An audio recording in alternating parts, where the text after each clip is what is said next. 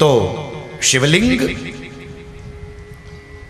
કળિયુગની અંદર એની પૂજા એ બહુ સર્વોત્તમ ગણાય છે. સ્વર્ગની પ્રાપ્તિ કરવા માટેનો ઉપાય એ પણ મને તમને શિવલિંગ એની પૂજા અથવા તો શિવ મહાપુરાણ એ બતાવે છે. શું કહે છે? કઈ વ્યક્તિને સ્વર્ગની પ્રાપ્તિ થાય? બોલે અગ્નિ પૂજા પરા નિત્યમ, ગુરુ પૂજા રતાસ્તથા, બ્રાહ્મણાનામ તૃપ્તિકરાઃ સર્વે સ્વર્ગસ્ય ભાગિનઃ.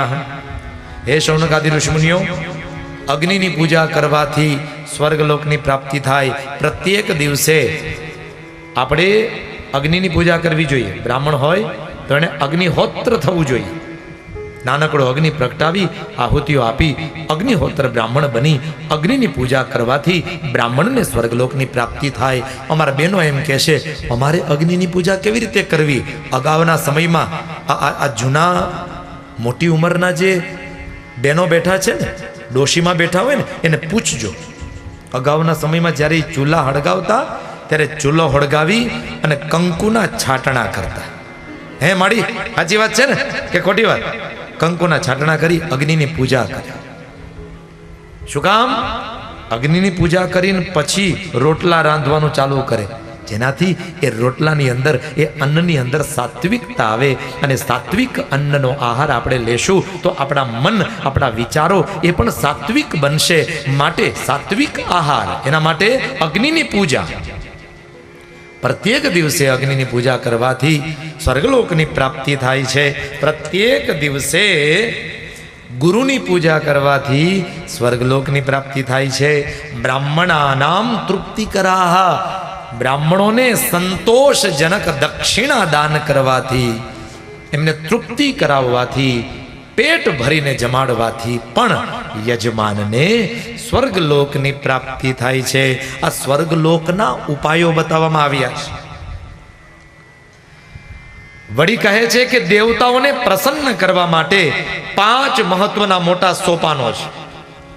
જો તમે દેવતાઓને રાજી કરવા માંગો છો તો દેવતાને રાજી કરવા માટે શું કરવું? બરાબર ધ્યાનથી સાંભળજો. દેવતાને રાજી કરવા માટે દેવાનામ પ્રીતયે પૂજા પંચધેવ પ્રકલ્પિતા તત્તન મંત્ર જપોમો દાનમ ચૈવ તપસ્તથા. જો તમે દેવને રાજી કરવા માંગતા હોય, 5 વસ્તુ કરો, દેવ તમારી ઉપર રાજી થાય ને થાય. એ 5 વસ્તુ છે. તન મંત્ર, એ દેવનો મંત્ર જપો, દેવ તમારી ઉપર રાજી થાય. મંત્ર, ત્યારબાદ જપ, ત્યારબાદ હોમ. હોમ એટલે યજ્ઞ. એ દેવનો યજ્ઞ કરો, એનાથી રાજી થાય. એ દેવના નિમિત્તે દાન કરો, દાન કરવાથી રાજી થાય. અને તપસ તથા, એ દેવનું તપ કરો. આ 5 વસ્તુ કરવાથી, મંત્ર, જપ, તપ, ત્યારબાદ હોમ અને દાન, આ 5 વસ્તુ કરવાથી દેવતાઓ આપણે ઉપર ખૂબ પ્રસન્ન થાય છે. કળિયુગની અંદર એકમાત્ર આ જ ઉપાય છે. એટલા માટે ગોસ્વામી તુલસીદાસજી મહારાજ કહે છે, એહી કાલિકાલ ન સાધન દૂજા. એહી કાલિકાલ ન સાધન. કલિકાલની અંદર સાધન શું? તો સ્વામીજી કહે, એહી કલિકાલ ન સાધન દૂજા. એહી કાલિકાલ ન સાધન દૂજા. જોગ જગ્ય જપ તપ વ્રત પૂજા. જોગ જગ્ય જપ તપ વ્રત પૂજા. જોગ જગ્ય જપ તપ વ્રત પૂજા. જોગ જગ્ય જપ તપ વ્રત પૂજા.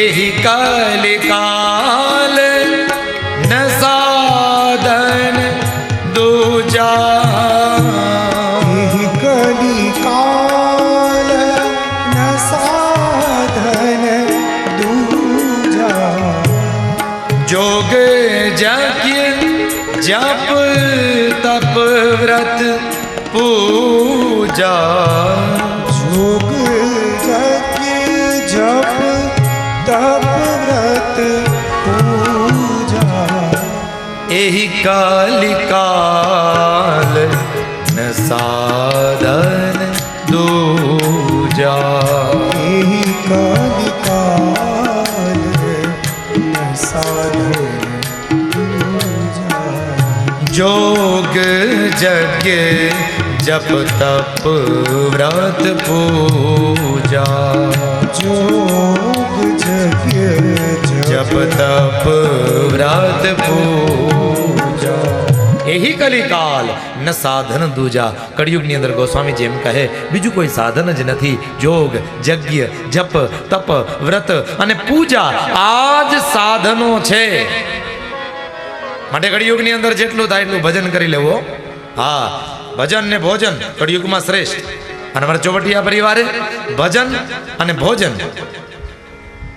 એનો આનંદ કરાવ્યો છે. હો ભાઈ, રૂપાવટી ગામને આગળ અહીંયા શું કરવાનું? 9 દી સુધી ભજન કરવાનું. 3 કલાક સવારે 3 કલાક બપોર પછી, અને પછી ભોજન. કારણ કે ભૂખા તો ભજન થાય નહીં, એટલે ભોજન તો લેવું પડે. અને કેવું સરસ મજાનું ભોજનની વ્યવસ્થા હે અમારા ચોવટિયા પરિવારે બધાને હાગમઠે બેસાડીને જમાડી શકે એવી અદ્ભુત વ્યવસ્થા. અને કદાચ હજારો માણસો જમે, હજારો, તો પણ તમામ પ્રકારની સુવિધા અને સગવડતા અમારા ચોવટિયા પરિવારે કરી છે. આટલી તો દિલથી આયોજન કર્યું છે. એકવાર ચોવટિયા પરિવારને તાળીઓથી વધાવો. મને ને તમને ભજન અને ભોજનનો લાહવો આપ્યો છે. કળિયુગની અંદર જોગ યજ્ઞ જપ તપ વ્રત પૂજા રૂપી ભજન એ શ્રેષ્ઠ છે અને ભોજન શ્રેષ્ઠ છે. તદનંતર વર્ણન કરતા સુત પુરાણી કહે છે કે હે શૌનકાદિ ઋષિઓ, કથા માટે સ્થાનની પણ શ્રેષ્ઠતા હોય છે. સ્થાન હંમેશા એવું રાખવું કે જેને કારણે કોઈ બીજાને લઈને આપણને તકલીફ ન પડે, આપણા કારણે કોઈ બીજાને તકલીફ ન પડે એવું સ્થાન. એવા સ્થાનમાં શિવ મહાપુરાણની કથા કરવી. અચ્છા, ઉત્તરોત્તર આ શિવ કથા એ 10 ગણું પુણ્ય ફળ આપતું જાય છે. કયા કયા સ્થાનમાં તમે શિવ કથા કરો તો તમને 10 ગણું ઉત્તરોત્તર ફળ પ્રાપ્ત થતું જાય છે. ધ્યાનથી સાંભળજો. સૌથી પહેલા સ્થાનની શ્રેષ્ઠતા, પવિત્ર ઘર. તમારા ઘરના આંગણે તમે આ શિવ કથાનું આયોજન કરો તો મહાદેવ ખૂબ રાજી થાય અને અનંત ગણું તમને પુણ્ય મળે. પછી